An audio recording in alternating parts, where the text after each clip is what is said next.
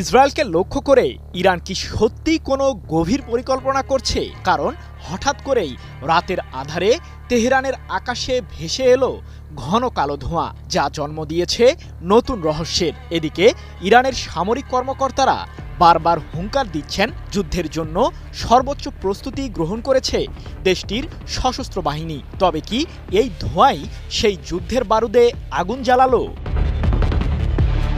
Israel ইরানের টালমাটাল উত্তেজনার মধ্যেই তেহরান জুড়ে ক্ষেপণাস্ত্র পরীক্ষা চালালো ইরানের সর্বোচ্চ প্রতিরক্ষা বাহিনী IRGC। এরই মধ্যে বেশ কিছু ভিডিও ছড়িয়ে পড়েছে ইন্টারনেট দুনিয়ায়, যাতে পরিষ্কার দেখা যাচ্ছে ইরানের নতুন ক্ষেপণাস্ত্রের ধোঁয়ার কুণ্ডলী। ক্ষেপণাস্ত্র পরীক্ষা চালানোর বিষয়টি নিশ্চিত করে সেমনান প্রদেশের রাজনৈতিক, নিরাপত্তা ও সমাজ বিষয়ক ডেপুটি গভর্নর মেহেদি বারারি বলেন, আজ সন্ধ্যায় সেমনান সহ বেশ কয়েকটি প্রদেশের আকাশে দেখা যাওয়া আলোকিত বস্তুগুলি ক্ষেপণাস্ত্র পরীক্ষার অংশ। 18 সেপ্টেম্বর এক প্রতিবেদনে এমন তথ্যই জানিয়েছে যুক্তরাজ্য ভিত্তিক সংবাদ মাধ্যম ইরান ইন্টারন্যাশনাল। তবে ইরানের সাথে গত জুন মাসে টানা 12 দিন যাবৎ যুদ্ধে জড়ায় ইসরায়েল।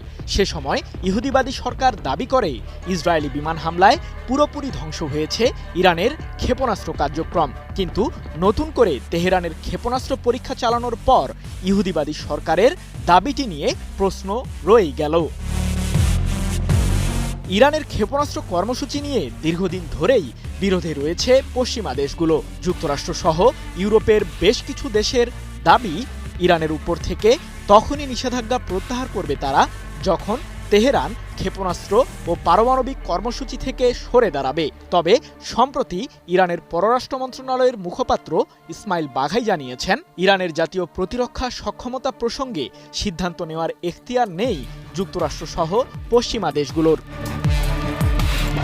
তবে ইরান যে কেবল ক্ষেপণাস্ত্রের উপর ভর করেই যুদ্ধের ময়দানে নেমে পড়বে না, তার বাস্তব চিত্রই তুলে ধরেছেন দেশটির সেনাবাহিনীর স্ট্র্যাটেজিক স্টাডিজ অ্যান্ড রিসার্চ সেন্টারের প্রধান আহমেদ রেজা পুরদাস্তান। এ প্রসঙ্গে তিনি বলেন, সাম্প্রতিক যুদ্ধে আমরা মূলত ক্ষেপণাস্ত্র দিয়েই শত্রুদের প্রতিহত করেছি, কিন্তু ভবিষ্যতের যুদ্ধে আমরা আমাদের অন্যান্য অস্ত্রগুলো ব্যবহার করব।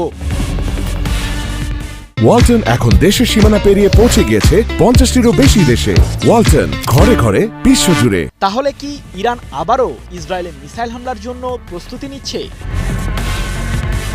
বিশ্লেষকরা বলছেন, ইসরায়েল একটি মাত্র ভুল করলেই আবারও তেহরানের কড়া জবাব পাবে ইহুদিবাদী সরকার, আর এবারের প্রতিক্রিয়া হবে পূর্বের চেয়েও ভয়াবহ। সৃজন মাহমুদ, নিউজ 24।